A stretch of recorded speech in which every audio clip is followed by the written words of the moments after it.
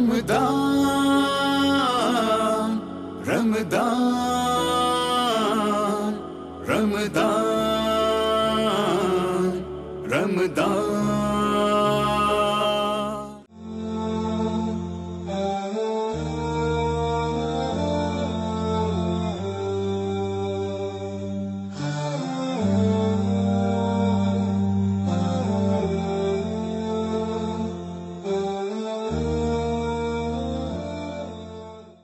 बिस्मिल्लाहिर्रहमानिर्रहीम। अल्लाहुम्मा सल्लि अला सय्यिदिना मुहम्मदिन तिब्बिल क़ुलूबि व दवाइहा व आफ़ियतिल अबदानि व शिफ़ाइहा व नूरिल अब्सारि व ज़ियाइहा व अला आलिहि व सहबिहि व बारिक व सल्लिम।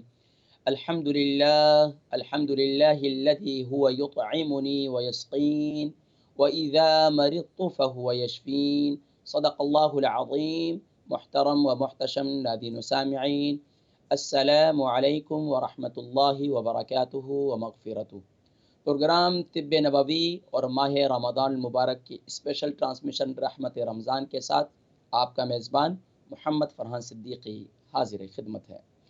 मुअज़्ज़ज़ीन किराम, अल्हम्दुलिल्लाह सुम्मा अल्हम्दुलिल्लाह, अल्लाह तबारक व तआला का फ़ज़ल हुआ, उसका करम हुआ कि अल्हम्दुलिल्लाह उसने इस साल फिर हमें अल्हम्दुलिल्लाह 2020 का रमज़ानुल मुबारक भी नसीब फरमा दिया। यकीनन ये अल्लाह की बहुत बड़ी करम नवाज़ी है, बहुत बड़ी करम नवाज़ी है। हम इस पर जितना अल्लाह का शुक्र अदा करें उतना कम है कि अल्लाह तबारक व तआला ने ज़िंदगी में एक बार फिर माह रमज़ानुल मुबारक नसीब फरमाया, क्योंकि ये तो वो महीना है जिसके लिए हमारे प्यारे नबी सल्लल्लाहु अलैहि वसल्लम ने अपनी उम्मत को माह रजबुल मुरज्जब से ही दुआओं की तालीम फरमाई कि ईमान वालो, तुम अल्लाहुम्मा बल्लिगना रमज़ान की सदाएं लगाओ, पुकार लगाओ, या अल्लाह हमें रमज़ानुल मुबारक तक पहुँचा दे, रमज़ानुल मुबारक तक पहुँचा दे। और सुभान अल्लाह, अल्लाह करीम ने पहुँचा दिया। और सुभान अल्लाह, ये तो वो महीना है कि जिसमें अल्लाह तबारक व तआला की तरफ से हर अमल का बदला बढ़ा दिया जाता है, 70 गुना बढ़ा दिया जाता है। नवाफिल का दर्जा फ़र्ज़ों के बराबर, फ़र्ज़ों का दर्जा 70 फ़र्ज़ों के बराबर। और सुभान अल्लाह, इसी तरीक़े से हुकूकुल इबाद की अदायगी में भी अल्लाह तबारक व तआला वो सब्र की दौलत, वो हिल्म की दौलत, वो बुर्दबारी की दौलत, वो मामला फ़हमी की दौलत सुभान अल्लाह माह रमज़ानुल मुबारक में नसीब फरमाते हैं। और फिर तिलावत कुरान करीम का ज़ौक़ और शौक़ नसीब फरमाते हैं। यकीनन बहुत बड़ी अल्लाह की करम नवाज़ी है। यकीनन प्यारे करीम आका अलैहिस्सलातु वस्सलाम ने इरशाद फरमाया, क़ाल रसूलुल्लाह सल्लल्लाहु अलैहि वसल्लम, मन साम रमज़ान व क़ामहु ईमानन व इहतिसाबन गुफ़िर लहू मा तक़द्दम मिन ज़ंबिह। फरमाया सुभान अल्लाह, जो कोई भी रमज़ानुल मुबारक में इस हाल में रोज़े रखे कि दिन में क़याम करे, दिन में सियाम रखे, दिन में सियाम में रहे, यानी कि दिन में रोज़े की हालत में रहे और रात को क़याम करे। सुभान अल्लाह, बहुत से अल्लाह वाले हैं जो सुभान अल्लाह दिन में सियाम में भी होते हैं, क़याम में भी होते हैं, माशाअल्लाह सलातुत तस्बीह का एहतिमाम करते हैं, रोज़ाना अपनी क़ज़ा नमाज़ों को लौटाते हैं, तिलावत कुरान करीम की माशाअल्लाह उनका ज़ौक़ है, उसका मामूल बनाया हुआ है, ज़िक्र व अस्कार का, तस्बीहात का, औराद और वज़ाइफ़ का। घरों के अंदर एक रौनक है। और ये रमज़ानुल मुबारक तो इसलिए भी ख़ास है कि माशाअल्लाह वालिद भी घर में मौजूद हैं, वालदा भी मौजूद हैं, बच्चे भी मौजूद हैं। घर में एक बड़ा खूबसूरत माहौल है, पाँचों वक़्त की नमाज़ें घरों में अदा कर रहे हैं, तरावीह का एहतिमाम हो रहा है माशाअल्लाह। अफ्तार में भी कोई जल्दी नहीं है, जल्दी माशाअल्लाह खूबसूरत अंदाज से दस्तरख़्वान पर बैठकर सब दुआओं का एहतिमाम कर रहे हैं। सहरी में भी सहरी में भी दुआओं का एहतिमाम हो रहा है। यकीनन बहुत बड़ी करम नवाज़ी है। लेकिन इसके साथ साथ नाज़रीन किराम, अगर किसी की सेहत ही अच्छी नहीं है, कोई बेचारा बीमार है, बीमार होने की हालत में पिछले साल उस बेचारे ने रोज़े रखे थे, इस साल जो है वो रोज़े नहीं रख पा रहे क्योंकि सेहत ही इजाज़त नहीं दे रही। हाँ, अगर उलमाए किराम ने से उन्होंने मसला पूछा अपने बारे में, अपनी सेहत के बारे में, और उलमाए किराम ने, मुफ्तियान किराम ने उसमें रहनुमाई फरमाई कि भाई आप रोज़ा नहीं रखें, आपको इजाज़त है, फिर तो आप यकीनन फ़िदिया भी अदा करेंगे, सारे मामलात होंगे। लेकिन अगर रोज़े की हालत में क्या होता है कि माह रमज़ान मुबारक है, सहरी में भी खूब डट कर खाना, यार सारा दिन भूखे रहना है, और ख़ास तौर पर अफ्तारी का वक्त है कि यार अब सारा दिन भूखे रहें, अभी और डट कर खाना है। अब उसकी वजह से बहुत बहुत से लोग पहले रोज़े के बाद ही बीमार हो जाते हैं। अब अगला रोज़ा उनके लिए रखना मुश्किल हो जाता है। या बहुत से लोग हैं, अब वो इतनी बेएहतियाती करते हैं, इस बेएहतियाती की वजह से उनकी सेहत ख़राब होती चली जाती है। लेकिन अब वो क्या करें, वो कहें कि अब सारा दिन भूखे रहें, अभी भी भूखे रहें। नहीं नाज़रीन किराम, देखिए, यकीन जानिए कि आज जो हमारा मौज़ू है वो रोज़ा और हमारी सेहत है। सुबहान अल्लाह! प्यारे करीम आका अलैहिस्सलातु वस्सलाम ने इरशाद फरमाया, सूमू तसिह्हू, सूमू तसिह्हू, अगर तुम अपनी सेहत बेहतर बनाना चाहते हो तो सुबहान अल्लाह तुम रोज़ा रखो। यकीन जानिए कि आयरलैंड के अंदर एक डॉक्टर हैं और वो मरीज़ों का इलाज जो है फास्टिंग से करवाते हैं, रोज़े के ज़रिए से। वो कहते हैं कि अगर आप अपने मैदे को रेस्ट दे दो, आप अपने अज़ा को, अपने इनसाइड ऑर्गन्स को अगर आप उनको रेस्ट दे दो, तो आपकी सेहत खुद ब खुद बेहतर हो जाएगी। यकीन जानिए, प्यारे करीम आका अलैहिस्सलातु वस्सलाम की तालीमात पर अमल करने वाले कितने बुज़ुर्गान दीन हैं, जो पहले माशाअल्लाह वो इतने बीमार नहीं होते थे जितने हम बीमार होते हैं। क्यों? हम ज़्यादा खाने की वजह से बीमार होते हैं। कम खाने वाला कभी बीमार नहीं होता। हाँ, बीमारी अल्लाह की तरफ से आज़माइश भी है, आज़ भी सकती है। लेकिन उमूमन देखा गया है जो कम खाने वाले हैं उनकी सेहत बेहतर रहती है। लेकिन नाज़रीन किराम, अल्लाह के नबी सल्लल्लाहु अलैहि वसल्लम ने तो इरशाद फरमाया कि रोज़ा रखो तो तुम्हारी सेहत हो जाएगी। लेकिन आज के माशरे के अंदर हमारा प्रैक्टिकल ये है कि हम रोज़ा रखें तो बीमार हो जाते हैं। क्यों? इसकी वजह ये है कि हम रोज़े के अंदर सुबह से लेकर शाम तक भूखे प्यासे रहते हैं। शाम को अफ्तारी का वक़्त होता है तो माशाअल्लाह दस्तरख़्वान में अम्मी ने या वाइफ़ ने या बहन ने या बेटी ने दस्तरख़्वान सजाया हुआ होता है। उसमें माशाअल्लाह सबसे पहली जो हमारी नज़र जाती है वो तो समोसे पे जाती है या पकोड़े पे जाती है। इसके अलावा बाकी जितने फ्रूट्स हैं, बाकी खजूर हैं, बाकी पानी का गिलास है, नहीं वो तो हमने पीना नहीं, हमने पीना है तो कोल्ड ड्रिंक पीना है, हमने पीना है तो मीठा शरबत पीना है। यकीन जानिए कि नाज़रीन किराम, रोज़ा हमारी सेहत है, रोज़े में हमारी सेहत है। लेकिन इस सेहत को बेहतर बनाने के लिए हमें अपनी रूटीन बनानी पड़ेगी कि सहरी में क्या खाया जाए और अफ्तारी में क्या खाया जाए और कितना खाया जाए और कैसे खाया जाए, ये इंशाअल्लाह आज की नशिस्त में मैं ज़िक्र करूँगा। लेकिन नाज़रीन किराम, इससे पहले मैं ज़िक्र करूँ कि रोज़ा हमारी कितनी बीमारियों के लिए मुफ़ीद है। कौन-कौन सी बीमारियों के लिए? देखिए, जब इंसान के मुँह में कोई चीज़ जाती है ना खाने के लिए, तो फ़ौरन ही अल्लाह तबारक व तआला का निज़ाम है कि हमारे मुँह में सलाइवा, हमारे मुँह में थूक, हमारा मुँह जो है अंदर से गीला होना शुरू हो जाता है। जब ये फ़ौरन गीला होना शुरू होता है, अंदर के जो ऑर्गन्स हैं, वो एक्टिव हो जाते हैं। सिर्फ़ मैदा एक्टिव नहीं होता, बल्कि उसके साथ लुबलुबा, पैंक्रियाज़ और इसी तरीके से हमारा जिगर, हमारे बकिया ऑर्गन्स हैं, वो भी एक्टिव हो जाते हैं, वो भी एक्टिव हो जाते हैं। और अगर हम मिसाल के तौर पर सुबह से लेकर आपने शाम तक अपने आप को रेस्ट दी, अपने मैदे को, अपने ऑर्गन्स को कि माशाल्लाह वो रेस्ट में है, और अब उसके बाद आपने दोबारा जो है ऐसे काम करना शुरू कर दिए कि शाम अफ्तारी हुई, इधर समोसे, इधर पकोड़े, इधर फ्रूट, इधर सालन, इधर रोटी, इधर चावल, इधर।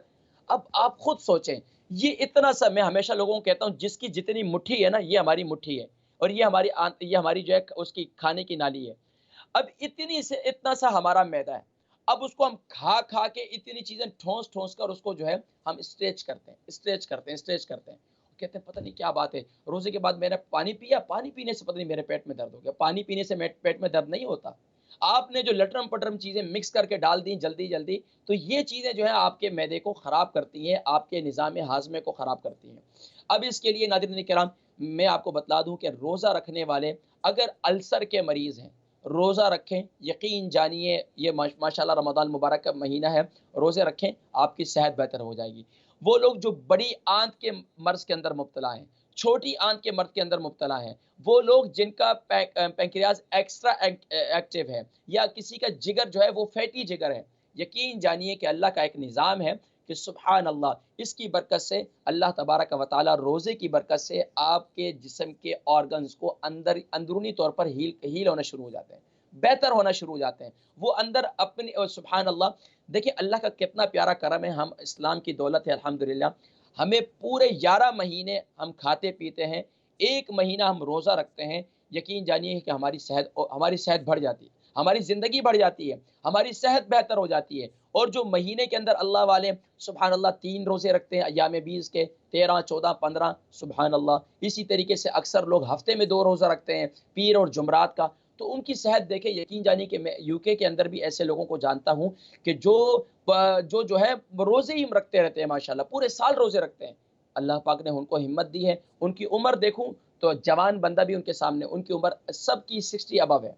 तो देखें नाज़रीन किराम, कितनी बड़ी करम नवाज़ी है, क्या वो उनको कमज़ोरी नहीं हो रही है? नहीं, सब कुछ वो माशाल्लाह अपनी सेहत उनकी बेहतर भी है और जिस्म उनकी लाइफ़ जो है वो और बढ़ भी रही है। अगर अल्लाह की तरफ से फ़ैसले नहीं है, फ़इज़ा जाअ अजलुहुम ला यस्तअखिरून सअतन व ला यस्तक़दिमून, तो फिर तो कोई नहीं रोक सकता। लेकिन अगर अल्लाह की तरफ से फ़ैसले हो चुके हैं, तो फिर तो अल्लाह की तरफ से फ़ैसले होने हैं। लेकिन देखा या गया है कि पहले ज़माने के लोगों की उम्रें क्यों बड़ी होती थी? एक तो वो कम खाते थे, दूसरा ये है कि वो अपनी सेहत को बेहतर बनाने के लिए अपनी रूटीन रखते थे कि सहरी में क्या खाना है, अफ्तारी में क्या खाना है। अब आइए नाज़रीन किराम, बीमारियाँ बहुत सी हैं इस वक़्त, हेपेटाइटिस ए, बी, सी, ये जितने हैं नाज़रीन किराम, ये रोज़ा रखने वाले इनके हेपेटाइटिस कंट्रोल में हो जाता है। ब्लड प्रेशर के मरीज़ रोज़ा रखें, सुभान अल्लाह, इनका ब्लड प्रेशर कंट्रोल होना शुरू हो जाता है। सुभान अल्लाह। तो नाज़रीन किराम, रोज़ा हमारी सेहत के लिए मुफ़ीद ही मुफ़ीद है, क्योंकि हमारे प्यारे नबी सल्लल्लाहु अलैहि वसल्लम ने इरशाद फरमाया, सूमू तसिह्हू, रोज़ा रखो और सेहतमंद हो जाओ। रोज़ा रखो और सेहतमंद ज़िंदगी हासिल कर लो। दुनिया जहान की मेडिसिन खा रहे हैं, दुनिया जहान की मेडिसिन। अब मेडिसिन ना खाएँ तो जान जाती है। तो खुदारा मेडिसिन से अगर कोई इज्तनाब कर सकें, अब उम्र के इस स्टेज पे पहुँच चुके हैं या मर्ज़ इस स्टेज पे पहुँच चुका है कि अब आपके लिए दवाई छोड़ना नामुमकिन है, तो मैं कभी भी आपको मशवरा नहीं दूँगा कि आप दवाइयाँ छोड़ें। क्योंकि अब आप अगर दवाइयाँ छोड़ेंगे तो आपकी जान जाएगी। तो इसलिए अब वक़्त है जवानों के लिए, बकियों के लिए, उनसे मैं कहूँगा कि खुदारा अपनी ग़िज़ाओं के इस्तेमाल में अपने आप को एहतियात से काम लें, तो इंशाअल्लाह फिर आप दवाओं की तरफ नहीं जाएँगे। तो नाज़रीन किराम, अब आइए सहरी में क्या खाएँ और अफ्तारी में क्या खाएँ? यकीनन नाज़रीन किराम, सहरी के अंदर भी दिल चाहता है कि यार अच्छी से अच्छी ग़िज़ाएँ खाएँ, ताकि दिन भर जो है हेल्थी रहें, सेहतमंद रहें, भूख का एहसास ना हो, प्यास का, पानी के एहसास ना हो। यूके, यूरोप के अंदर तो यकीन जाने ठंडे रोज़े हैं, इतने मज़ेदार रोज़े हैं कि पूछे नहीं। और बाकी कंट्रीज़ में जाएँ तो गर्मी है तो कितना मुश्किल होता है, लेकिन अल्लाह का शुक्र अल्हम्दुलिल्लाह, अल्लाह ने उनको भी हिम्मत दी है और माशाअल्लाह वो रोज़े रख रहे हैं, अल्हम्दुलिल्लाह। अजर सवाब भी ज़्यादा हासिल कर रहे हैं। तो नाज़रीन किराम, अब सहरी के अंदर याद रखिए, आका अलैहिस्सलातु वस्सलाम ने इरशाद फरमाया कि सहरी के खाने में बरकत है, सहरी खाया करो। एक तो काम आप ये ज़हन में रख लें कि सहरी के अंदर और अफ्तारी के अंदर आपने 2 टाइम आपने ख़ास तौर पर खजूर का इस्तेमाल ज़रूर करना है। लेकिन जिनकी शुगर ज़्यादा है, जिनको शुगर ज़्यादा है, इंसुलिन पर हैं, तो बराए करम वो सिर्फ़ और सिर्फ़, अगर ज़्यादा है तो ज़ाहिर बात है उनके लिए बल्कि उनके लिए मुफ्तियान इकराम ने यही कहा हुआ है कि जो डायबिटिक ऐसे पेशेंट हैं जिनकी शुगर जो है किसी वक़्त भी लो हो जाती है, किसी वक़्त भी हाई हो जाती है, तो उनके लिए फिर यही कहा गया कि भई आप रोज़े ना रखें तो बेहतर है, क्योंकि आपकी जान का ख़तरा है। लेकिन ख़ास तौर पर ऐसे लोग हैं जिनकी शुगर कंट्रोल में रहती है, तो उनसे भी मैं कहूँगा कि सिर्फ़ अफ्तारी के वक़्त में एक खजूर खा लिया करें, लेकिन खाएँ ज़रूर खजूर। देखिए जी, खजूर क्यों ही कहा गया? खजूर एक मुकम्मल ग़िज़ा है, जो छोटी-सी चीज़ अगर हम खाते हैं, छोटी-सी नियामत अल्लाह की खाते हैं, तो दिन भर हमारी तवानाई बरकरार रहती है। और सुभान अल्लाह, और इसके साथ-साथ सादा पानी का इस्तेमाल। जो लोग ज़्यादा जूसेस इस्तेमाल करते हैं, जो लोग ज़्यादा कोल्ड ड्रिंक का इस्तेमाल करते हैं, उनको प्यास और भी ज़्यादा सताती है और वो यकीनन वो उनकी तबीयत के अंदर मज़ीद जो है बेचैनी ही रहती है। तो इसलिए सहरी के अंदर अब क्या खाएँ? ग़िज़ाओं के अंदर तरी वाली अशिया, तली हुई चीज़ें, इससे परहेज़ करें। जो लोग दिन सुबह सहरी के अंदर ज़्यादा तली हुई चीज़ें खाएँगे, ज़्यादा जो है वो मिर्च मसालों वाली चीज़ें खाएँगे, तो ये यकीनी सी बात है, कॉमन सेंस की बात है, दिन भर खट्टी डकारें आएँगी, दिन भर जो है वो सीने में जलन होगी, हार्ट बर्निंग होगी और बड़ी कैफ़ियत अजीब-सी होगी, तबीयत में बेचैनी होगी, मतली-मतली की शिकायत होगी। क्यों? कि ज़ाहिर-सी बात है, सहरी करने के बाद जो है वो फ़जर की नमाज़ पढ़ते हैं, फ़जर की नमाज़ के बाद सो जाते हैं, नींद का गलबा होता है, तकरीबन हमारे एशियन कल्चर में तो यही रिवाज है।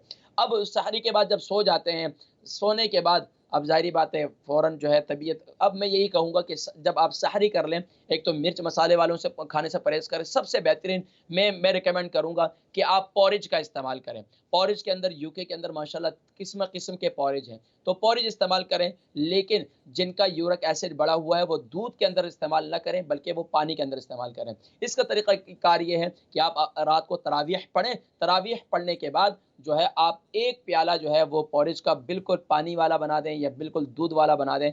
उसको आप ऐसे ही घूँट लें या मज़े-मज़े से उसको पी लें। ये दिन भर आपकी तवानाई को बरकरार रखेगा, आपको कमज़ोरी का बिल्कुल एहसास नहीं होने देगा। एक काम ये करें। और दूसरा काम आप क्या करें कि आप जब सहरी का टाइम नज़दीक हो, तो आप उस वक़्त क्या करें कि उस वक़्त आप पानी थोड़ा-थोड़ा पीते रहें। देखिए, अफ्तारी से लेकर सहरी तक आपके पास जितना टाइम है ना, लोग बहुत ज़्यादा एक दफ़ा पानी पी लेते हैं। अफ्तारी का टाइम है तो बहुत ज़्यादा पानी पी लिया, और इसी तरीके से सहरी का टाइम है तो जल्दी-जल्दी बहुत सारा पानी पी लेते हैं। तो ये काम ख़राब करते हैं। आप थोड़ा-थोड़ा, घूँट-घूँट, सिप करके पानी पिएँगे, तो आपके जिस्म में फ़ायदा भी होगा और पेशाब भी जल्दी नहीं आएगा। अक्सर लोग क्या है, बहुत ज़्यादा जब पानी पी लेते हैं तो फ़ौरन पेशाब आ जाता है। अब वो कहते हैं कि यार कौन बार-बार टॉयलेट भागे और कौन-कौन बार-बार जाए। तो अब उसमें एहतियात करें। ख़ास तौर पर अब आप जो है पानी का इस्तेमाल अपना वो तरावीह के दौरान भी हर 2 रकात के बाद पानी के 2 घूँट भर लें, हर 2 रकात के बाद 3 घूँट भर लें, जितना आपको आसानी हो। तो इस तरीके से पानी अपना मैनेज करें। ये ख़ास तौर पर पानी की कमी यूके, यूरोप के अंदर क्योंकि प्यास कम लगती है, तो फिर जो जितने भी किडनी के मरीज़ हैं इस वक़्त, डायलिसिस के मरीज़ हैं, तो वो इसीलिए बढ़ते हैं कि उनकी पानी की कमी होती है। तो पानी की कमी अपनी पूरी करें। दूसरा, मिर्च मसालों के खाने से मैंने कहा परहेज़ करें। तीसरा काम ये करें कि आप ज़्यादा गरम-गरम चीज़ें ना खाएँ, और ज़्यादा तली हुई चीज़ें, पराठे और ये तली हुई आमलेट और ये सब चीज़ें खाने से आपको दिन भर प्यास की भी एहसास होगा, और यहाँ तक कि आपको खट्टी डकारें वग़ैरह भी आएँगी। तो सादी ग़िज़ाएँ, दालें खाएँ, दालों के अंदर माशाल्लाह फुल विटामिन्स होते हैं। माश की दाल इस्तेमाल कर लें, चने की दाल इस्तेमाल कर लें, कद्दू शरीफ इस्तेमाल कर लें, टिंडे इस्तेमाल कर लें सब्ज़ी में, और इसी तरीके से बक़िया सब्ज़ियाँ आप इस्तेमाल करें। लेकिन नाज़रीन इकराम, मैं ये कहूँगा मिर्च मसालों से हत्तल इम्कान परहेज़ करें। अच्छा, अब आइए अफ़्तारी के वक़्त। अफ़्तारी के वक़्त क्या खाएँ?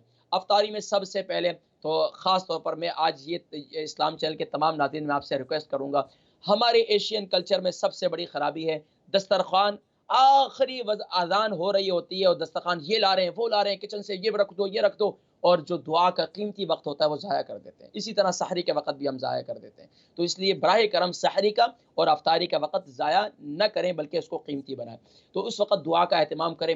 20 मिनट, कम से कम आपका 20 मिनट पहले आपके दस्तरख़्वान जो है, अफ़्तारी से 25 मिनट पहले आपका रेडी होना चाहिए। अफ़्तार माशाल्लाह दस्तरख़्वान लगा हुआ है। अब माशाल्लाह अम्मी दुआ कर रही हैं, फिर उसके बाद एक दिन अब्बू दुआ कर लें, एक दिन भाई दुआ कर लें, एक दिन बहन दुआ कर लें, एक दिन बेटी दुआ कर लें। ज़ोर से दुआ करने का आदी बनवाएँ। नहीं आती उनको कोई इंग्लिश में दुआ करें, उनको उर्दू में दुआ करवाएँ, अरबी के अल्फ़ाज़, अरबी की दुआएँ याद करवाएँ। तो ये ज़रूरी है हमारे माशरे के अंदर। हमारे माशरे के अंदर कौन दुआ करेगा? सिर्फ़ मौलवी साहब दुआ करेंगे। कौन दुआ करेंगे? सिर्फ़ कारी साहब दुआ करेंगे। कौन दुआ करेंगे? सिर्फ़ दीनदार लोग दुआ करेंगे, बाकी दुआएँ किसी को नहीं आती। क्यों? कि हम दुआ करने के आदी नहीं बनते। घर में प्रैक्टिस करें, ये बड़ा बेहतरीन मौका है। एक काम तो ये करें। दूसरा ये काम करें कि जब अफ़्तारी का माशाअल्लाह अज़ान हो जाए और माशाअल्लाह वक़्त हो जाए, अज़ान का इंतज़ार नहीं, अज़ान तो नमाज़ के लिए होती है। तो जब वक़्त हो जाए तो माशाअल्लाह आप खजूर लें, खा लें। माशाअल्लाह खजूर खा ली एक, अब माशाअल्लाह 1 गिलास पानी माशाअल्लाह आराम से सिप-सिप करके, लेकिन ये पानी कोशिश ये करें ठंडा पानी ना हो, सादा पानी हो, लेकिन नीम गर्म पानी हो। केटल का पानी हो, नीम गर्म पानी हो, इसको आप पी लें और माशाअल्लाह इसको आराम-आराम से पी लें, आराम सुकून के साथ। बस औक़ात लोग जल्दी-जल्दी पीते हैं तो उल्टी भी हो जाती है, खाँसी भी लग जाती है, तो आराम-आराम से पानी पिएँ, पानी का गिलास आपका या आपने ही पीना है माशाअल्लाह। इसके बाद फिर एक खजूर खा लें, फिर इसके बाद थोड़ा-सा फिर पानी पी लें, फिर 3, 4, 5 खजूरें खा लें और माशाअल्लाह एक घूँट और भर लें। उसके बाद जाकर फिर आप थोड़े से फ्रूट वग़ैरह ले लें। ज़्यादा पानी का इस्तेमाल भी बेहतर नहीं है, क्योंकि यकदम जो है इतना पानी पीना, 1 गिलास पानी पी लें बहुत है, ये वैसे नॉर्मल ठीक है अल्हम्दुलिल्लाह। उसके बाद सबसे पहले फ्रूट का इस्तेमाल करें, क्योंकि सारा दिन आपका मैदा खाली था। अब आपने उसमें जब फटाफट आप उसमें पकोड़े डालते हैं, समोसे डालते हैं ना, अंदर मैदे में जाते हैं, तो ये आपके लिए इंतहाई नुकसानदेह हैं। ख़ास तौर पर अल्सर के मरीज़, ख़ास तौर पर मैदे के मरीज़, ख़ास तौर पर बड़ी आंत के मरीज़, ख़ास तौर पर जिगर के मरीज़, ये तमाम के लिए यकदम मिर्ची वाली चीज़ें खाना, यकदम जो है क्या नाम है, तली हुई चीज़ें खाना, ये आपकी सेहत के लिए इंतहाई मुज़र है। और ख़ास तौर पर जो लोग अपना वेट लूज़ करना चाह रहे हैं, वो कहते हैं यार रमज़ान के रोज़े भी रख लिए, पता नहीं क्या बात है मेरा वेट लूज़ नहीं हुआ। क्यों भाई? आपने इफ्तारी में खूब डट कर खाया और वही तली हुई चीज़ें नहीं छोड़ी आपने। तो फ्रूट का इस्तेमाल ज़्यादा करें। फ्रूट के इस्तेमाल में माशाल्लाह खरबूजा इस्तेमाल करें, तरबूज इस्तेमाल करें, अमरूद इस्तेमाल करें, नाशपाती इस्तेमाल करें, ये तरह स्ट्रॉबेरी इस्तेमाल करें। ये सारी नेमतें जितने जो आपको अच्छी लगती है तबीयत के लिहाज से। बनाना बहुत मुफ़ीद है। बनाना बेहतरीन ग़िज़ा है। बनाना और खजूर जो है माशाल्लाह ये बड़ी बेहतरीन ग़िज़ा है। हमारे प्यारे नबी सल्लल्लाहु अलैहि वसल्लम खजूर और ककड़ी इस्तेमाल किया करते हैं। खजूर और जो है माशाल्लाह इसके साथ कोई न कोई दूसरी चीज़ इस्तेमाल किया करते थे। बहरहाल फिर इंशाल्लाह मैं किसी मौके पर ज़िक्र करूँगा मज़ीद। तो नाज़रीन किराम, अब उसके बाद जाकर अब आएगी बारी समोसे पकौड़ों की। अब कोई ऐसा नहीं है हमारे माशरे के अंदर, हकीम साहब भी कोई ऐसे नहीं होंगे कि जो समोसे पकौड़े नहीं खाते होंगे। वही हर एक खाते हैं, लेकिन उसका कॉम्बिनेशन है। लेकिन उसको रोज़ाना की रूटीन में ना रखें, रोज़ाना ही समोसे पकौड़े ना खाएँ। एक दिन छोड़ दें, हफ्ते में 2 दिन समोसे पकौड़े के भी रख दें, वो भी खाएँ। लेकिन समोसे बनाने वालों को भी कहूँगा कि घर वाले समोसे बनाएँ, ख़वातीन से कहूँगा थोड़ी-सी मेहनत कर लें। इसी तरीके से पकोड़े बनाने वालों से कहूँगा कि भई घर के अंदर पकोड़े पकोड़े के अंदर माशाल्लाह बेसन होता है, कोई नुकसानदेह नहीं।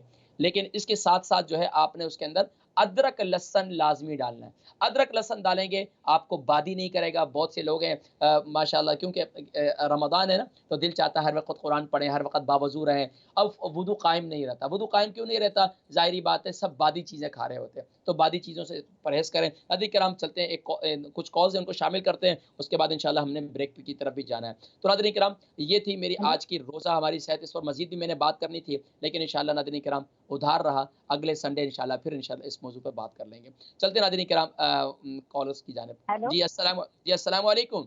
वालेकुम सलाम, कैसे हैं बेटा आप? जी अल्हम्दुलिल्लाह, मैं खैरियत से हूँ। माँ जी कौन और कहाँ से हैं? आपको रमज़ान मुबारक बेटा, मैं बर्मिंघम से आप बोल रही हूँ।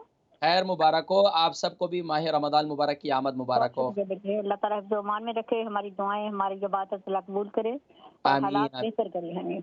आमीन, आमीन। अल्लाह करीम आफ़ियत वाला मामला फरमाए। मेरी बहन नाम क्या है? उम्र कितनी है? मेरा नाम बेटा सकीना है और एक दूसरा मसला मेरी बेटी का है, उसका नाम वर्दा है। पहले मैं वर्दा स का बेटा बता रही हूँ। उसको अच्छा। पित्ते में दर्द है बहुत ज़्यादा, कभी कम अच्छा, होती है, वर्दा कभी की उम्र ज़्यादा। वर्दा की उम्र कितनी है? वज़न वो कितना है? 37 साल उसकी उम्र है, 8 स्टोन उसका वज़न है। अच्छा, 35 साल उम्र है, 8 स्टोन वज़न है। जी, अब सवाल क्या है? बेटा उसके पित्ते में दर्द रहता था हल्का-हल्का, लेकिन 2 दिन पहले बहुत बहुत ही ज़्यादा तेज़ दर्द हुआ कि नाकाबिले बर्दाश्त, और उसको अस्पताल में जाना पड़ा। वहाँ तक जाने तक उसकी दर्द कम हो गई, तो उन्होंने उसे वापस घर भेज दिया। मुझे आपसे कुछ थोड़ी-सी तजवीज़ चाहिए, तो ऐसा नुस्खा बताएँ प्लीज़, उसकी कुछ रिहाई हो। और मेरा अपना मैं बता दूँ इस वक़्त? मैं इंशाल्लाह पित्ते में दर्द के लिए इंशाल्लाह इसका मैं ज़िक्र करता हूँ इंशाल्लाह। आपका क्या सवाल है? बेटा मुझे ये है कि मुझे पेशाब जलन से आता है बहुत ज़्यादा। कभी अच्छा, तो तेज़ आपकी हो जाता उम्र है कितनी पेशाब, है? वज़न कभी। कितना है? आपकी बेटा उम्र कितनी मेरी है? उम्र 74 साल है और वज़न मेरा 9 स्टोन है। आपकी उम्र कितनी बताई? 74। 74 और वज़न कितना है? 9 स्टोन है बेटा। 9 स्टोन। अच्छा, आपको क्या तकलीफ़ है? बेटा मुझे पेशाब में जलन बहुत ज़्यादा है। मैं पेशाब एंटीबायोटिक भी में कर चुकी हूँ, लेकिन पेशाब वो में ख़त्म जलन नहीं हो रहा। अभी रमज़ान में शुरू हुई है, पहले थी? नहीं बेटा पहले से थी, इसीलिए तो रोज़े की तरफ मैं थोड़ा आपसे पूछने चाह रही हूँ। और मैं थायरॉइड की मरीज़ हूँ, कोलेस्ट्रॉल की मरीज़ हूँ। दूसरा मेरा जो मसला है वो है पेट का। पेट मेरा बहुत ज़्यादा ख़राब रहता है। कभी ऐसा होता है जैसे बहुत ज़्यादा यकदम भूख लग गई है, कभी ऐसा होता है कि नहीं लगी हुई है। तो तो मैंने आपको आपको हाजत कैसी होती है? कब्ज़ की शिकायत तो नहीं रहती? लगता है कभी-कभी होती है, लेकिन मुस्तकिल कब्ज़ नहीं है। अच्छा, दिन में कितनी दफ़ा टॉयलेट जाती हैं बड़े पेशाब के लिए? मैं मोस्टली तो मैं 2 दफ़ा चली जाती हूँ। तो लेकिन निज़ाम ये है ख़राब है कि पेट मुझे का। जोड़ों का भी बेटा दर्द है, उसका भी है कि मेरे जोड़ जो हैं 2 ऑपरेशन हो चुके हैं मेरे घुटनों के, लेकिन उनमें दोबारा फिर से दर्द शुरू हो गई है। मुझे कुछ थोड़ा, मैं इसके लिए डेंजरस फ़ील कर रही हूँ। अच्छा, आपसे पेशाब में मुझे जलन जो है क्या पानी कितना पी रही हैं आप? पानी मैं तकरीबन पी लेती हूँ, बल्कि ये है कि मैं रात को पानी बहुत पीती हूँ। दिन में कम पीती हूँ, रात नहीं, में नहीं, ये पानी तो बहुत बेवकूफ़ी पीती है। हूँ। रात को कम पिएँ, दिन में ज़्यादा पिएँ। बस वो कोशिश करती हूँ, लेकिन रात को ऐसा भड़क उठता है और जिसमें मेरा, कोशिश ये मैं करें कि रात फटाफट। को आप अपना ब्लडर देखें, रात को जब पेशाब रोकना होता है ना, ये भी नुकसान करता है। तो मैं इंशाल्लाह ज़िक्र करता हूँ मेरी बहन, इंशाल्लाह आप मेरे साथ इंशाल्लाह रहें, मैं इंशाल्लाह ठीक है, बहुत शुक्रिया कॉल करने का। तो नाज़रीन किराम, अभी इंशाल्लाह मज़ीद कॉल्स हम शामिल करेंगे, लेकिन अभी हमारे सिर्फ़ 20 सेकंड हैं और 20 सेकंड में नाज़रीन किराम हमने अब जाना है ब्रेक पर। तो मैं गुज़ारिश करूँगा नाज़रीन किराम इंशाल्लाह अपनी सेहत को बेहतर बनाने के लिए अल्हम्दुलिल्लाह इस्लाम चैनल स्पेशल ट्रांसमिशन रहमत रमज़ान के नाम से तिब्ब नबवी के अल्हम्दुलिल्लाह उसमें प्रोग्राम किया जा रहा है। तो नाज़रीन किराम, आपकी सेहत को बेहतर बनाने के लिए अल्हम्दुलिल्लाह प्यारे नबी करीम सल्लल्लाहु अलैहि वसल्लम के अता करदा जितनी दुआएँ हैं और इंशाल्लाह मामूलात इंशाल्लाह उसका जिक्र करेंगे। चलते हैं एक मुख्तसर सी ब्रेक की जाए।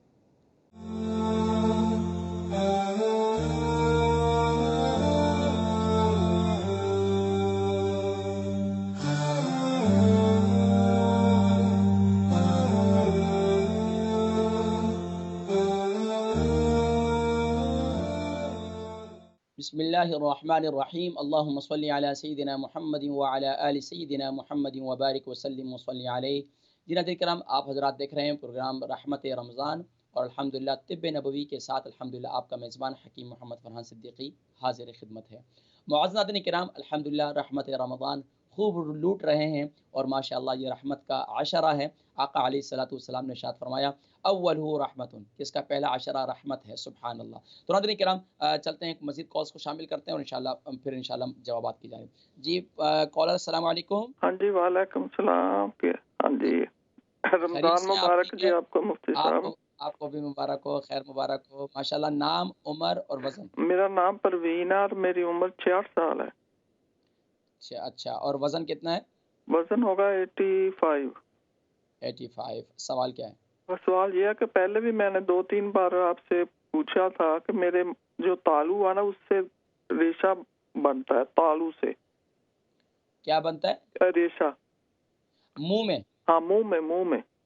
अच्छा, मुँह में रेशा बनता है, ठीक है। हाँ जी, एक तो होता है ना गले से गिरता है, ये गले से नहीं है, अच्छा, अच्छा। ये मुँह के तालू। अंदर भी सलाइवा ज़्यादा बन रहा है आपका? हाँ जी, बहुत।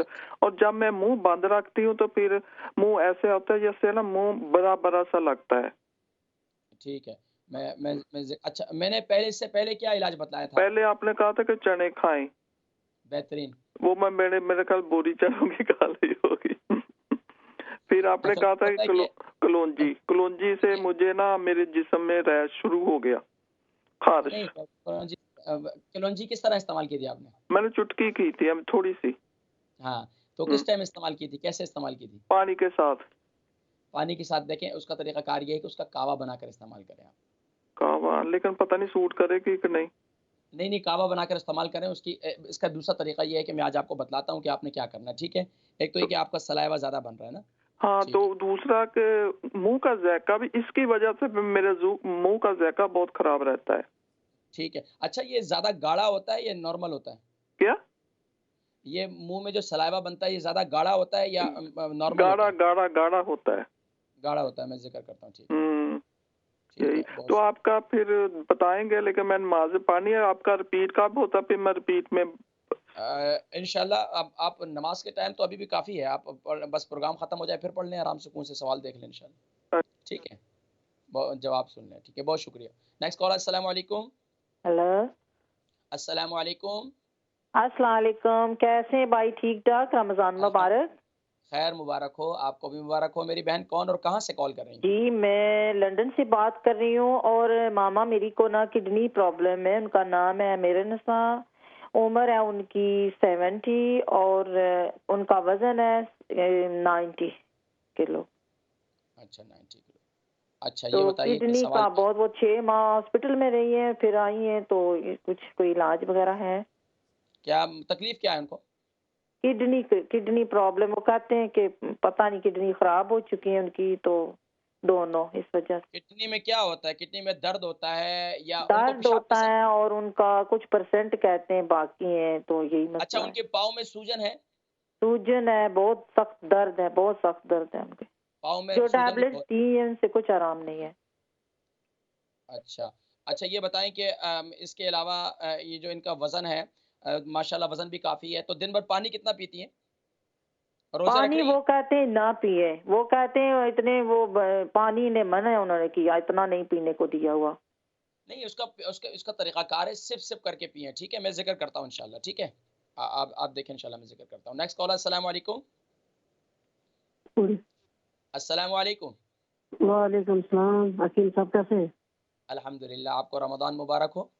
खैर मुबारक आपको भी। खैर अच्छा, मुबारक हो। मुझे जी मेरी बहन, पूछना था सवाल क्या है? पूछना जी। आपकी उम्र, नाम क्या है, उम्र कितनी है, वज़न कितना है? मेरा नाम है मिसेस इकबाल, लंकाशायर से, और वजन है मेरा 67 किलोग्राम।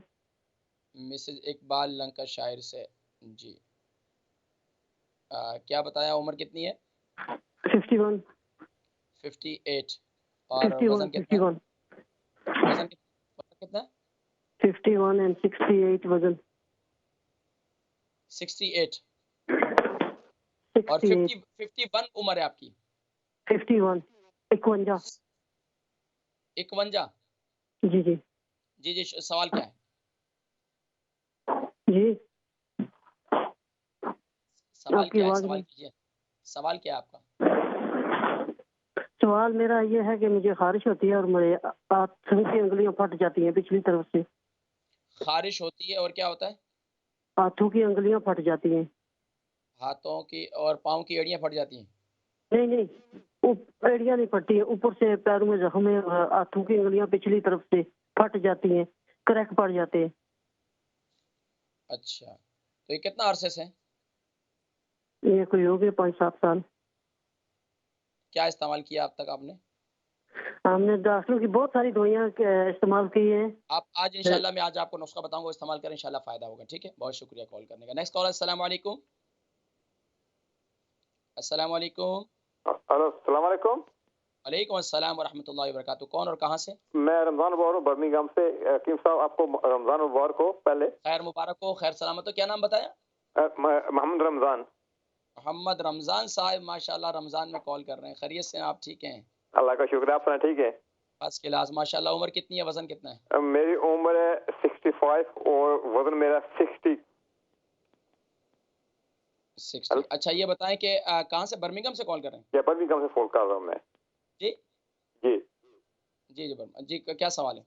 सवाल मेरा ये है कि आप तकरीबन 3-4 दिन हो गए, मेरे कान से जो है ना आवाजें आती हैं। कान से आवाज़ें आती हैं? जी, दोनों कान से। एक कान में, दोनों कानों में? दोनों कानों में। अच्छा, कानों में आवाज़ें आती हैं।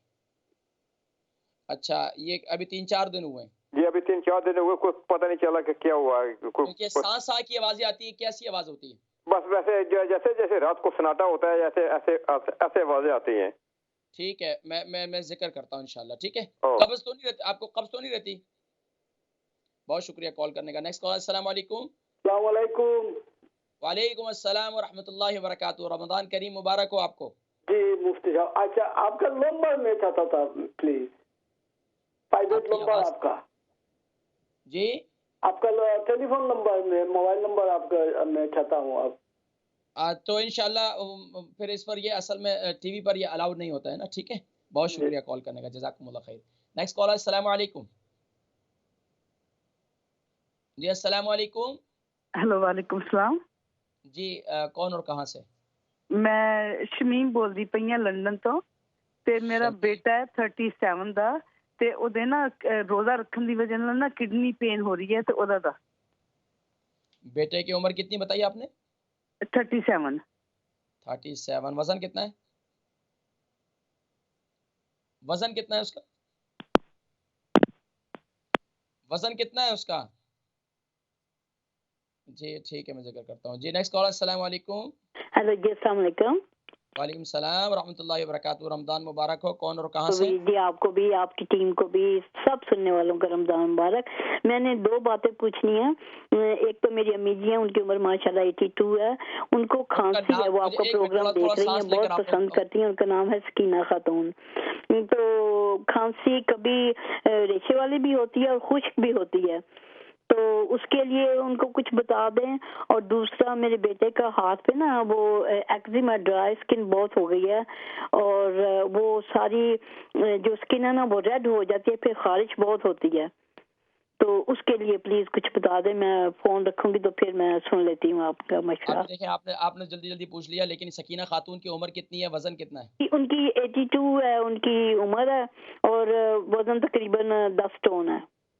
अच्छा, बेटे की उम्र कितनी है? जी बेटा माशाल्लाह 24 साल का है।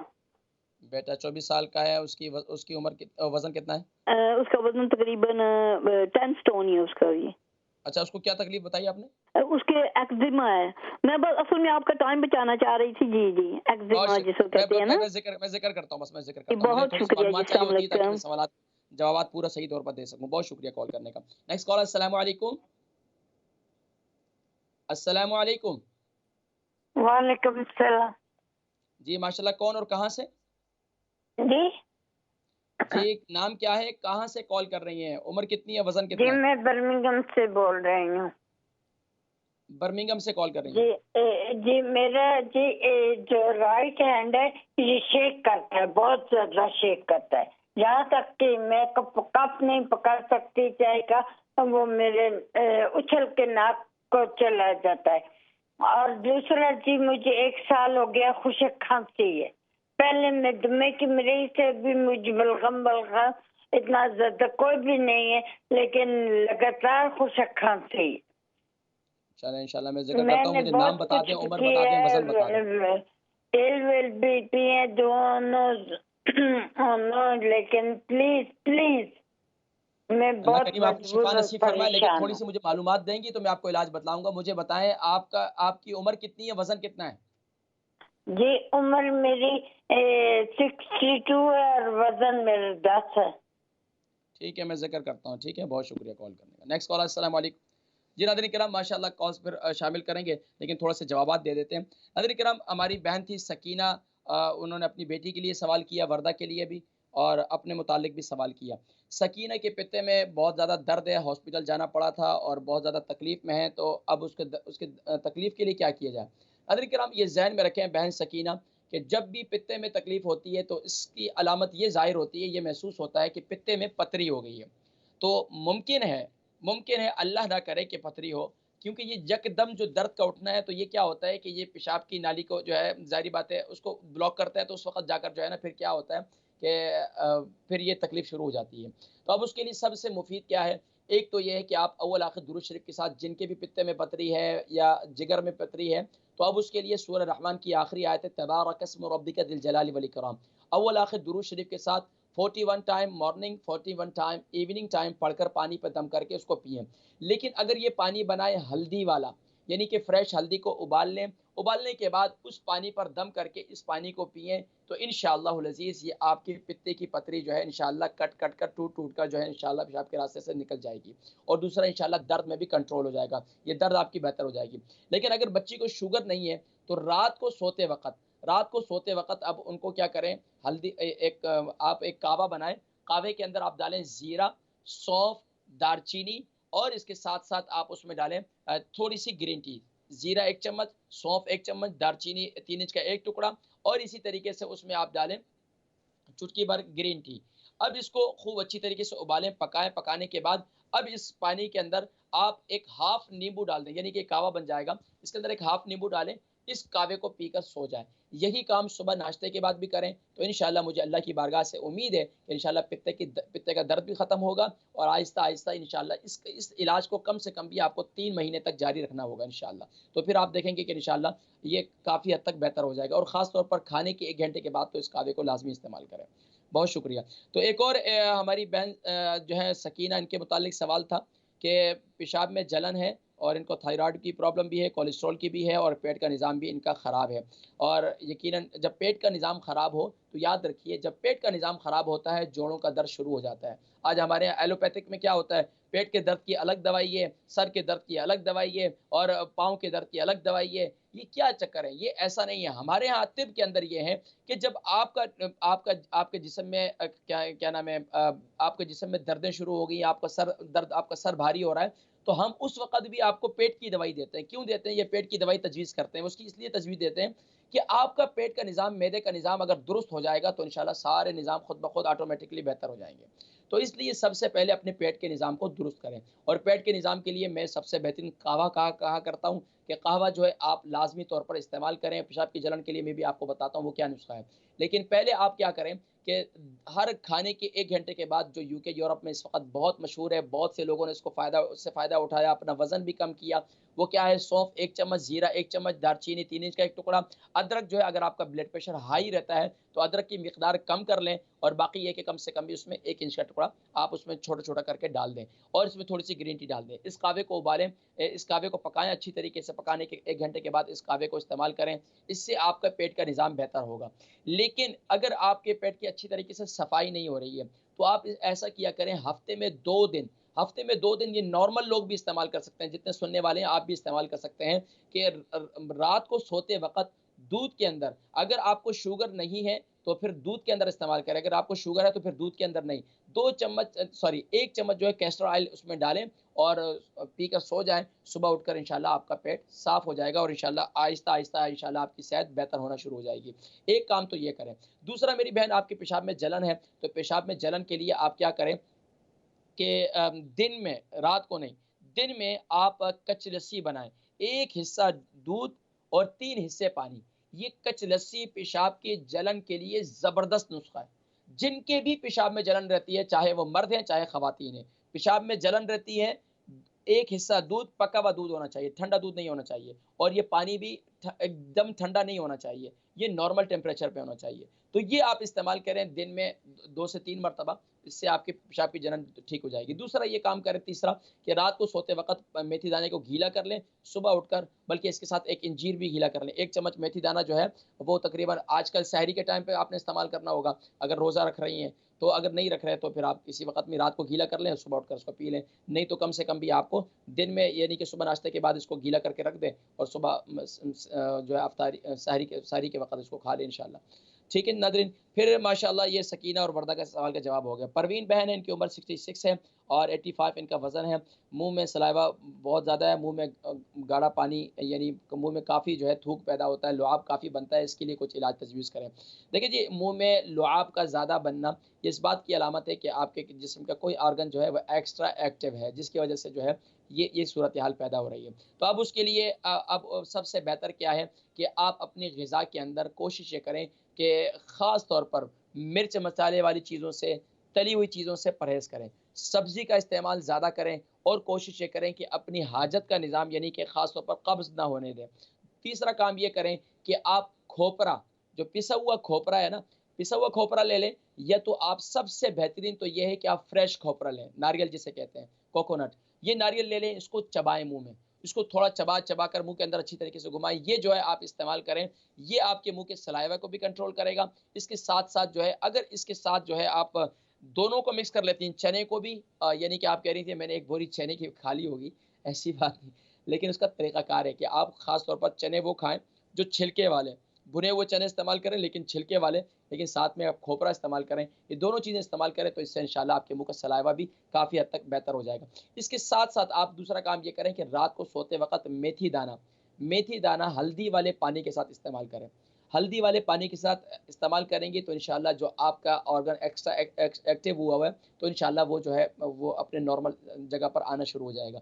तो ये इलाज कम से कम भी आपको 3 महीने जारी रखें। मुझे उम्मीद है अल्लाह की बारगाह से कि इंशाल्लाह आपकी ये तकलीफ दूर होना शुरू हो जाएगी इंशाल्लाह। मुझे फिर दोबारा कॉल करके भी बताइएगा। बहन महरुन्निसा हैं, इनकी उम्र 70 साल है और इनका वज़न जो है 90 है और 6 महीने हॉस्पिटल में गुजारे हैं। किडनी में काफ़ी दर्द है और किडनी में दर्द की वजह से जो है पाँव में भी काफ़ी सूजन है और पाँव में भी काफ़ी दर्द रहता है। तो ज़ाहिर बात है, अब इसका मतलब ये है कि इनकी किडनी जो है सही तौर पर फंक्शन नहीं कर रहे। तो उसके लिए सबसे बेहतरीन नींबू पानी है। सुबह नहार मुँह इन्हें नींबू पानी दें, लेकिन उसके अंदर हाफ़ टी स्पून कलौंजी का तेल डाल दें। उसमें हाफ़ टी स्पून क्या डालें? कलौंजी का तेल डालें। सुबह नहार मुँह इन्हें दें, तो इससे इंशाअल्लाह और एक तो इनको किडनी जो है वो इंशाअल्लाह फंक्शन करना शुरू कर देगी और आहिस्ता आहिस्ता इनके पाँव की सूजन भी ख़त्म हो जाएगी। लेकिन पाँव के सूजन के लिए वक्ती तौर पर इनको आराम के लिए क्या करना होगा? ख़ास तौर पर अक्सर लोग क्या है, एक्सरसाइज वगैरह भी नहीं है, चलना फिरना भी नहीं है, बैठना ही होता है। अब 90 साल की हो गई तो ज़ाहिर बात, अब चलना फिरना तो बिल्कुल भी नहीं है। तो इनकी औलाद है तो माशाल्लाह बेटी हैं, खिदमत गुज़ार, अल्लाह जज़ाए खैर दे, ये बेटे हैं। तो वो क्या करें, पानी उबालें। उबालने के बाद उस पानी के जब उसको उबाल लें, उबालते वक्त उसके अंदर पिंक साल्ट डाल दें, उसको अच्छी तरह उबाल लें। जब नीम गर्म हो जाए तो कम से कम भी 2, 3, 4, 5 केटल जो है ये बड़े किसी उसमें पानी गर्म कर दें और बाल्टी के अंदर डाल दें। वो पानी जो नीम गर्म हो, इतना हो कि वो बर्दाश्त कर सकें, तो इस पानी के अंदर अम्मा जी के पाँव रखवा दें। रखवाने के बाद उस पाँव को तकरीबन 20 से 25 मिनट, आधा घंटा जो है वो उसमें रखे रहें और इससे इनको इंशाल्लाह सुकून भी आएगा, इनके दर्द भी ख़त्म होगा। लेकिन पानी से फ़ौरन निकालने के बाद याद रखिए, इसमें जो है ऐसी जगह में नहीं बैठना है कि जहाँ पर हवा लग रही हो। तो फ़ौरन ही तौलिए से पाँव को खुश करके फ़ौरन ही जो है उनको छुपाना है और फटाफट जो है उन पर ज़ैतून का तेल लगाकर पाँव में सॉक्स जो है ऊपर चढ़ा दें और माशाअल्लाह इस तरीके से ये इंशाल्लाह इनके पाँव के दर्दें ख़त्म हो जाएंगी। इसके साथ साथ अगर इनको शुगर नहीं है तो रात को सोते वक्त इनको मेथी दाना 1 चम्मच ग्राइंड किया हुआ हल्दी वाले दूध के साथ दे दें। इससे इंशाअल्लाह वल अज़ीज़ इनके जो है इससे काफ़ी फ़ायदा होगा। लेकिन बेहतर ये है कि इनको इस वक्त कितनी की तकलीफ़ भी है तो इनको हल्दी वाले पानी के साथ यानी कि वो दे दें, दूध के साथ ना दें, मेथी दाना दे दें ग्राइंड किया हुआ, तो इंशाल्लाह इससे इनकी काफ़ी जो है इनकी किडनी का फंक्शन भी बेहतर हो जाएगा। इसके साथ साथ इनके जिस्म की दर्दें, ख़ासतौर पर पाँव पे सूजन है, वो भी ख़त्म हो जाएगी। इसके साथ साथ जो है अगर ये जो हल्दी वाला कावा बनाएंगे इसमें अगर 1 टुकड़ा अदरक का भी डाल दें 3 इंच का, तो इससे जो है इनकी सूजन बिल्कुल ख़त्म हो जाएगी इंशाल्लाह। मिसेस इकबाल है लंदन से, इनकी उम्र 51 है और वज़न इनका 68 है। ख़ारिश इनको हो रही है काफ़ी और यहाँ तक कि पाँव पर ज़ख़म पड़ गए हैं और ऊपर के हिस्से में भी कट पड़ गए हैं और अब इसके लिए कुछ बतलाएं। देखिए, ख़ारिश का होना इस बात की अलामत है कि आपके जिस्म में पानी की कमी। याद रखिए नाज़रीन किराम, जिन इस मुल्क के अंदर बहुत ज़्यादा एक्जिमा है, ख़ारिश है, क्यों है? ठंडे ममालिक के अंदर क्यों होता है? एक तो ये है कि ठंडी कंट्री के अंदर अगर मौसम खुश्क हो जाए या ख़ास तौर पर जो है खुश्की ज़्यादा हो तो उस वजह से भी हो जाता है। लेकिन अक्सर क्या होता है कि हमारा जिस्म डिहाइड्रेट करता है, कि हमारे जिस्म में पानी की कमी होती है। ठंडी कंट्री के अंदर पानी कम पीते हैं, पानी कम पीने की वजह से हमारे जिस्म, अक्सर लोग जो है ना, मैं उनको कहता हूँ ख़वातीन को भी, ये दुनिया जान के लटरम-पटरम चीज़ें मेकअप वगैरह इस्तेमाल करती है, तो मैं उनको कहता हूँ कि पानी का इस्तेमाल ठीक रखो, चेहरा खुद ब खुद खिला रहेगा। जो पानी का इस्तेमाल अपना मेंटेन नहीं करता तो उनको जल्दी बीमारियाँ यके बाद दीगरे आती रहती हैं। लेकिन बस औक़ात जल्दी बीमारी किसी और वजह से भी आ जाती है, सफाई ना रखने की वजह से, घर में कारपेट पुराना है, ये सब चीज़ों की वजह से भी हो जाती है। बहरहाल अब उसके लिए सबसे बेहतर क्या है कि ख़ारिश हो जाए तो ख़ारिश के लिए मैं पेस्ट बनवाया करता हूँ। और अगर आपके जिस्म में कट पड़ गए हैं, पाँव पे कट पड़ गए हैं, पाँव के ज़ख़म ठीक नहीं हो रहे हैं, तो ये पेस्ट इंतहाई मुफ़ीद है। मेथी दाने को ग्राइंड कर लें, 1 चम्मच मेथी दाने ले लें, 2 चम्मच वेस्लीन ले लें, इनको मिक्स कर लें, दोनों को अच्छी तरीके से मिक्स कर लें। मिक्स करने के बाद अपने पाँव के कट पर लगाएँ, एक्जिमा जहाँ पर ख़ारिश है वहाँ पर ये लगाएँ। आप ये देखें कि इंशाअल्लाह अज़ीज़ 1 हफ़्ते के अंदर अंदर आपको इसका रिज़ल्ट आना शुरू हो जाएगा। वहाँ पर ख़ारिश वाले हिस्से में आपको ख़ारिश नहीं आएगी और यहाँ तक कि आपको सुकून महसूस होगा। और ये जो है बड़ा ज़बरदस्त नुस्ख़ा है, इसको आप इस्तेमाल करें, इंशाअल्लाह इससे काफ़ी फ़ायदा होगा। और इंशाअल्लाह आप देखें कि 1 हफ़्ते के अंदर अंदर जहाँ-जहाँ जिस्म पर कट पड़े हुए हैं तो वहाँ वो कट भी ख़त्म हो जाएँगे और इंशाअल्लाह ज़ख़म भी ख़त्म हो जाएँगे इंशाअल्लाह। हमारे एक और भाई थे मोहम्मद रमज़ान साहब, इनकी उम्र 65 है, वज़न इनका 60 है। इनके कानों में आवाज़ें आ रही हैं आजकल। देखिए, कानों में आवाज़ों का आना कोई मुश्किल नहीं है, लेकिन इसकी एक वजह ये होती है, अगर कब्ज़ की अलामत, अगर मिसाल के तौर पर हाजत सही नहीं होती है तो अंदरूनी निज़ाम की वजह से ये क्या है, सही तौर पर हाजत ना होने की वजह से दिमाग पर और कानों पर बोझ होता है, जिसकी वजह से सा और की आवाज़ें आती रहती हैं।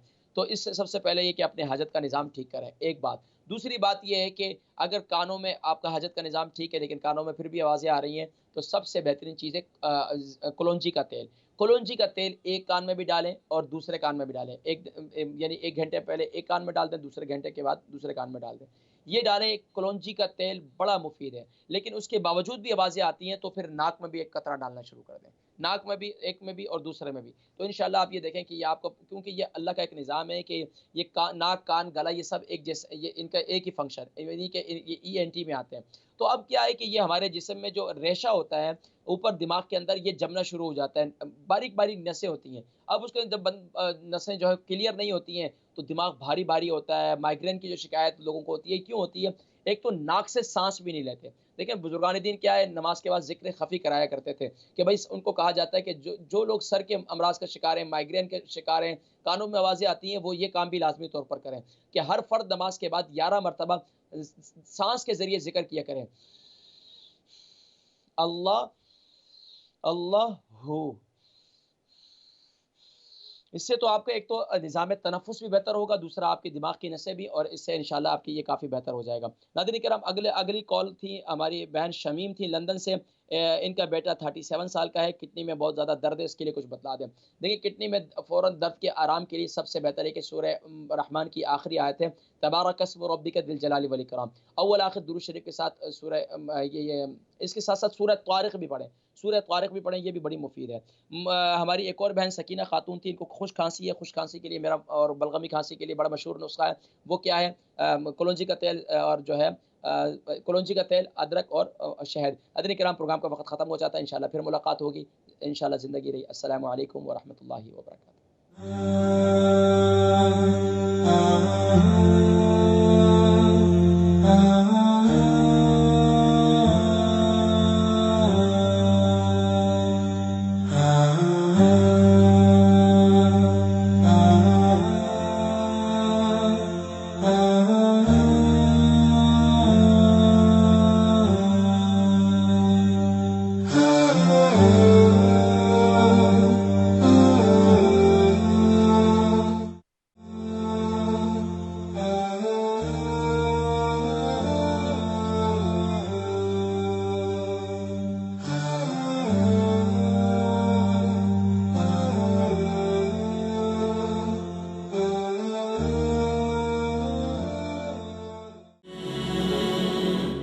रमदान रमदान